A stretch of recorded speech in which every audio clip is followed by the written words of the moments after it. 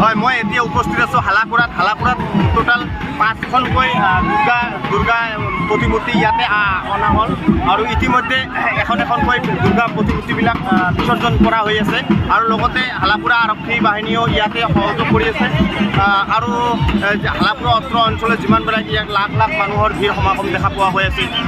মোৰ লগত চাহক প্ৰতিবেদন বিগ এনি অসমৰ সৈতে।